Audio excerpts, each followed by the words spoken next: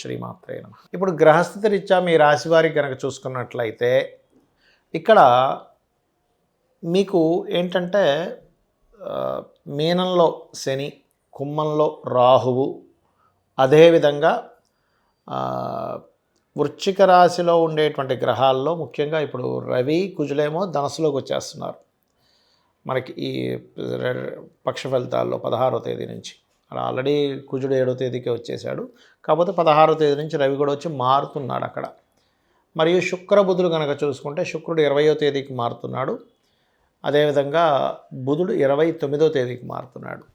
ఇక కేతువు సింహరాశిలో ఉన్నాడు. అయితే మీ యొక్క రాశి వారికి ఈ యొక్క గ్రహస్థితి రీత్యా ఎటువంటి విషయాల్లో మీకు బాగా కలిసి వస్తుంది గుర్తుపెట్టుకోండి. ఏ ఏ విషయాల పట్ల మీరు జాగ్రత్త వహించాలి. ఇక్కడ ఒకటే జన్మజాతకంలో ఇలా ఉంది అంటే ఈ జాగ్రత్తలు వహిస్తే సరిపోతుంది అనేటువంటి అంశాలు.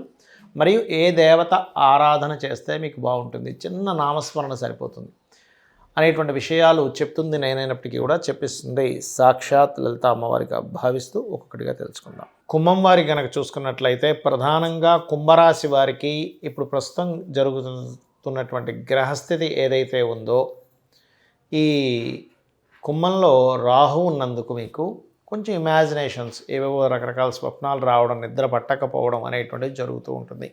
కాకపోతే 2వ స్థానంలో శని ఉన్నందుకు కాస్త కోల్డ్ కాఫీ ఎక్కువగా ఉంటూ ఉంటాయి. కాకపోతే ఫైనాన్షియల్ మ్యాటర్స్ విషయంలో కొంచెం జాగ్రత్తగా చూసుకోండి. మరియు అదేవిధంగా వ్యాపార లాభాలు చక్కగా వస్తాయి. లాభస్థానంలోకి అధిక గ్రహాలు వస్తున్నాయి కాబట్టి అందులో ముఖ్యంగా రవి, కుజులు లాభస్థానంలో ఉండడం అనేటువంటిది చాలా చక్కటి ఫలితాలు. కాకపోతే కొంచెం ఏంటంటే ఇక్కడ ప్రాపర్టీ లాభము, ప్రాపర్టీ విద్యా లాభాలు, అదేవిధంగా ఇట్లాంటివన్నీ ఉంటాయి, అందులో ఎటువంటి సందేహం లేదు. కాకపోతే ఏంటంటే ఇక్కడ గమనించినట్లయితే సంతానం కోసం చేసే ప్రయత్నంలో కాస్త జాగ్రత్తగా ఉండాలి. షేర్ మార్కెట్ జోలికి మాత్రం అస్సలు ఎట్టి పరిస్థితుల్లో వెళ్ళకండి దయచేసి. మరియు వివాహ ప్రయత్నాలు, పార్ట్నర్షిప్స్ విషయాల్లో కొంత జాగ్రత్తగా ఉండాలి. లగ్నంలో రాహు, సప్తమంలో కేతు ఉన్నందుకు, మరియు అదేవిధంగా గమనించినట్లయితే దశమంలో బుధ, శుక్రులు ఉంటున్నందుకు. అయితే ఈ యొక్క పక్షంలో ప్రధానంగా మీకు ముందు 7వ తేదీ నుంచే కుజుడు మారిపోయాడు, 16 నుంచి రవి మారుతున్నాడు. తద్వారా ఏంటంటే కొంత ప్రమోషన్స్ కోసం చేసే ప్రయత్నాలు కూడా సఫలీకృతం అవుతాయి. కాకపోతే ఆ యొక్క కుజుడు, రవి ఇద్దరు కలిసి మరొక మీనరాశిలో ఉండేటువంటి శని మీద దృష్టి ఉంటుంది. కాకపోతే కాస్త ఏంటంటే కుటుంబ వ్యవహారాలకు సంబంధించిన విషయంలో అనవసరమైనటువంటి ఘర్షణలు, గొడవలు పెరుగుతూ ఉంటాయి. ఇక మరొక విషయం ఏంటంటే ఇక్కడ గమనించినట్లయితే లగ్నంలో రాహు ఉండడం, దశమంలో శుక్ర బుధుల యొక్క సంబంధం అనేటువంటిది ఏంటంటే కాస్త వ్యాపారాలు చేయాలి, వేరే వేరే ప్రాంతాలకు వెళ్ళి వ్యాపార అభివృద్ధి చేసుకోవాలనేటువంటి ప్రయత్నం ఎక్కువగా జరుగుతూ ఉంటుంది. మరియు మరొక విషయం ఏంటంటే ఇక్కడ కొన్ని వ్యాపారాలు సీక్రెట్స్గా ఉండేటువంటి వ్యాపారాలు కూడా మీకు కొన్ని తెలియడం, వ్యాపారాల్లో సీక్రెట్స్ తెలియడం అనేటువంటిది స్పష్టంగా చూపిస్తుంది. అయితే మీరు ఎక్కువగా కాలభైరవ అష్టకం చేసుకోవడం ద్వారా ఫైనాన్షియల్ గ్రోత్ ఉంటుంది. మరియు ఓం ధర్మాధ్యక్ష ధనాధ్యక్ష ధనధాన్య వివర్ధనీయ నమః అనే మంత్రము, గోవులకి కాస్త బెల్లము, అరటికాయలు ఎక్కువగా తినిపిస్తూ ఉండండి, గోధుమ రవ్వ. మీరు దక్షిణామూర్తి యొక్క ఆరాధన చేయండి, తద్వారా అన్ని విధాలా మీకు బాగుంటుంది. ఇప్పుడున్నటువంటి గ్రహస్థితికి మీ యొక్క జన్మజాతకంలో కనుక ఇప్పుడు చూడండి పాపగ్రహాల యొక్క సంబంధం అధికంగా ఉంది. అయితే మీ జన్మజాతకంలో ఏ భావం బలంగా ఉందో ఆ భావానికి ఎటువంటి ఇబ్బంది ఉండదు. అంటే ఎలా తెలుసుకోవాలి అంటే ఒక పర్సనల్ చార్ట్ చూసినప్పుడు లగ్నం కనుక మంచి శక్తివంతంగా బాగుంది అంటే ఎట్టి పరిస్థితుల్లో మీకు ఇబ్బంది రాదు అని అర్థం చేసుకోవాలి. అంటే ఏమిటి, లగ్న బలము అంటారు. దాన్ని ఎలా బలం చేసుకోవాలంటే మీ లగ్నాధిపతి ఎవరు, దానికి సంబంధించిన అధిష్టాన దేవత ఎవరైతే ఉంటారో అధిష్టాన దేవత సంబంధమైనటువంటి అనుష్ఠానం తీసుకోవడం మంచిది. దాని ద్వారా మనిషి ఎదుగుదల ఉంటుంది.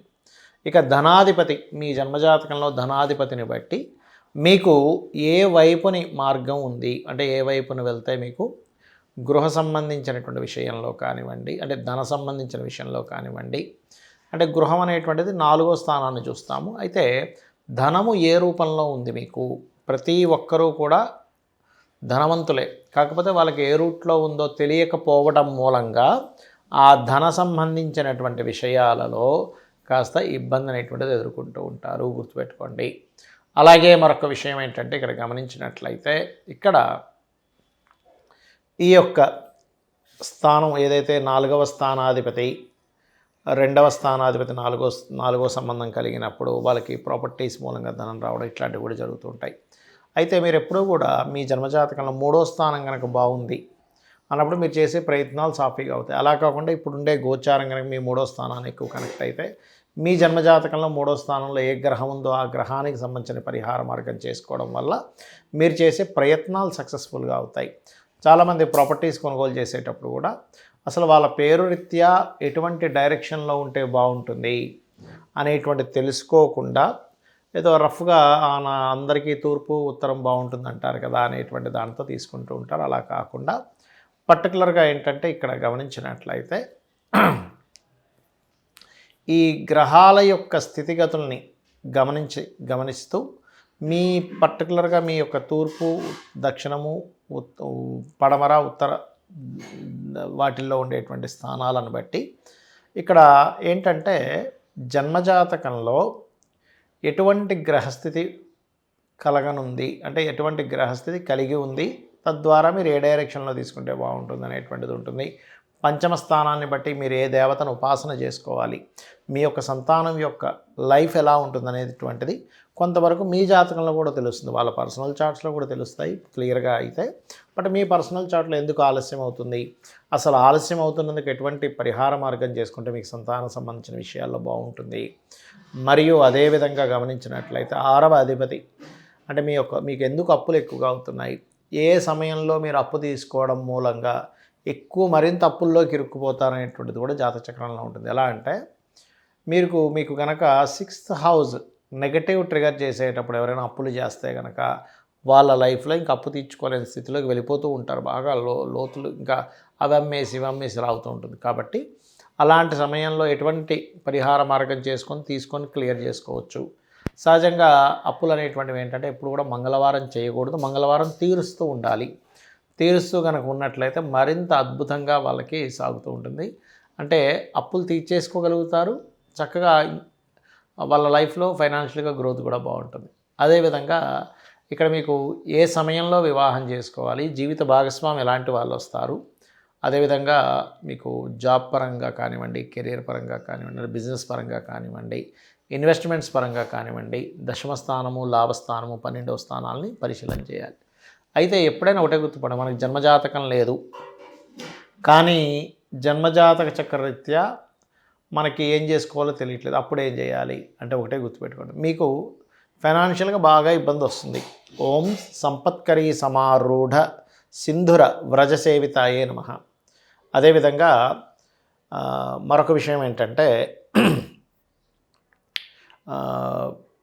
కొంతమందికి సంతాన సంబంధించిన విషయాలు ఇబ్బంది ఉంటుంది. అలాంటప్పుడు దిగంబర శ్రీ పాదవల్లభ దిగంబర అనే నామస్మరణ ఎక్కువగా చేసుకుంటూ ఉండాలి.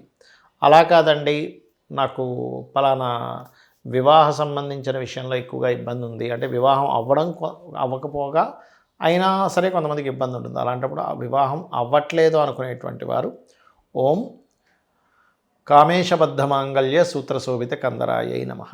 వివాహం అయి కూడా నేను ఇబ్బంది పడుతున్నాను అనుకునేటువంటి వారికి ఓం శివకామేశ్వరాంకస్త శివా స్వాధీన వల్లభాయై నమః అనే మంత్రం చేసుకుంటూ ఉండాలి.